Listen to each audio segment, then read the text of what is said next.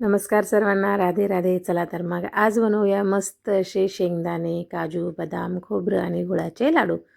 नमस्कार, मी दुर्गाच रेसिपीमध्ये तुमच्या सर्वांचे स्वागत करते आणि वेळ वाया न घालवता पुढच्या रेसिपीला सुरुवात करते. इथे काजू घेतलेले आहेत, त्याचबरोबर बदाम पण घेतलेले आहेत. आपण खोबरं पण घेणारच आहोत. शेंगदाणे घेतलेले आहेत आणि गूळ घेतलेला आहे. सर्व हे मी एकसारख्या प्रमाणात घेतलेलं आहे. फक्त गोडाचं प्रमाण कमी जास्त तुम्ही तुमच्या आवडीनुसार करू शकता व यामध्ये काही ड्रायफ्रूट्स तुम्ही अजूनही घालू शकता, जसं की पिस्ता किंवा अक्रोड अशा पद्धतीचे. तर सर्वात आधी जे खोबरं घेतलेलं आहे ते आपण खिसून घेणार आहोत आणि नंतर जो गूळ घेतला आहे तो पण आपण खिसून घेणार आहोत. त्याऐवजी तुम्ही खोबरं आणि गूळ सुरीने बारीक कापून घेतला तरी चालेल. तर सर्व गूळ आणि खोबरं व्यवस्थित अशा पद्धतीने मी चिप्सची खिसणी असते ना, आपण जो खिस बनवतो बटाटा खिस, मोठ्या आकाराची त्याने खिसून घेतलेला आहे. आता सर्वात आधी काय करायचं, जे शेंगदाणे आहेत ते भाजून घेणार आहोत. तर आज म्हणजे तुपाचा एक थेंबही न वापरता मी हे लाडू बनवलेले आहेत. कारण माझ्या मोठ्या मुलाला तूप अजिबात आवडत नाही. म्हणजे घरात जर तूप कढवलं तर तो दिवसभर घरातसुद्धा येत नाही तुपाच्या वासामुळे. म्हणून त्याला तूप न घालता मी हे लाडू बनवलेले आहेत. चला तर मग शेंगदाणे छान असे एक 2-3 मिनटं मंद आचेवर तडतडेपर्यंत भाजून घ्यायचे आहेत. जळू द्यायचे नाहीत बरं का, मंद आचेवर व्यवस्थित भाजून घ्यायचे आहेत छान खरपूस होईपर्यंत. आता शेंगदाणे गॅस बंद करून थंड होत आहेत, तोपर्यंत आपण हे जे काजू, बदाम आणि खोबरं आहे हे मी न भाजताच घालणार आहे. म्हणजे याची जी ओरिजिनल चव आहे ती या लाडूमध्ये चांगली लागते. तर काजू, बदाम आणि खोबरं आपण हे व्यवस्थित एकसारखं, जास्त जाड किंवा बारीक नाही, अशा पद्धतीने मिक्सरमधून काढून घेणार आहोत. बघू शकता तुम्ही, मी सर्व जिन्नस जे आहेत काजू, बदाम आणि खोबरं व्यवस्थित एकसारखंच वाटून घेतलेलं आहे. म्हणजे कोणतं जाड किंवा कोणतं बारीक अशा पद्धतीने वाटलेलं नाही किंवा जास्त जाडही ठेवलं नाही आणि बारीकही ठेवलेलं नाही.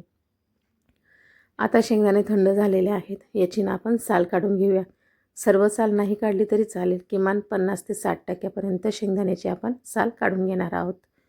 आता पाकडून घेतले आणि नंतर मिक्सरच्या भांड्यामध्ये घालून हे पण आपण त्याच पद्धतीने व्यवस्थित मिक्सरमधून वाटून घेणार आहोत. तुम्ही जर माझ्या चॅनलवर नवीन असाल तर माझ्या चॅनलला लाईक करा, शेअर करा आणि अशाच नवीन नवीन व्हिडिओ बघण्यासाठी माझ्या चॅनलला सबस्क्राईब मात्र नक्की करा. आता जो किसून घेतलेला गूळ होता तो पण आपण यामध्ये घालून घेणार आहोत. शेंगदाणे, खोबरं आणि गूळ यामध्ये घालून घेतलेला आहे. काजू, बदाम, अर्धा चमचा इथे मी वेलची पावडर घातलेली आहे आणि त्याचबरोबर 2 चमचे इथे मी पिठी साखर घातलेली आहे. म्हणजे थोडंसं जास्त गोड लागतं म्हणून. तुम्हाला नाही घातली तरी चालेल किंवा ड्रायफ्रूट्स जर तुम्ही कमी जास्त प्रमाणात घेतले तर गोड तुमच्या आवडीनुसार घेऊ शकता. आता हे सर्व व्यवस्थित हाताने काय करायचं, मस्त मिक्स करून घ्यायचं आहे कुस्करून आणि नंतर मिक्सरमध्ये परत आपण याला थोडंसं फिरवून घेणार आहोत अशा पद्धतीने. म्हणजे काय होईल, जो गूळ आहे आणि ह्या ज्या सर्व वस्तू आहेत छान एकजीव होतील आणि आपल्याला लाडू बांधायला पण सोपं जाईल आणि हाताने जास्त वेळ याला घासत बसायची किंवा चुरत बसायची गरजही पडणार नाही.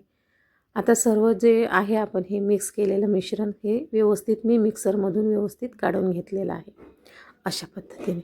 आता याला परत थोडंसं 1 मिनिटभर फक्त मिक्स करणार आहोत. म्हणजे मिक्सरमध्ये बारीक करताना जे थोडे गोळे वगैरे झाले असतील ते, आणि आपण याची लाडू बांधून घेणार आहोत. बघू शकता तुम्ही, मस्त असं यामध्ये छान असा चिकटपणा पण आलेला आहे. गुळाचा पाकही केलेला नाही आहे मी, अगदी तसाच गूळ घातलेला आहे. आपण बघू शकता फक्त शेंगदाणे भाजून घेतलेले आहेत, बाकी सर्व जिन्नस आहेत ते आपण तशाच वापरलेले आहेत. म्हणजे यामध्ये जे ड्रायफ्रूट्स आहेत याचा जो नॅचरल गोडवा किंवा याची नॅचरल चव असते ती कायम राहणार आहे. अशा पद्धतीने सर्व लाडू तयार करून घेतलेले आहे.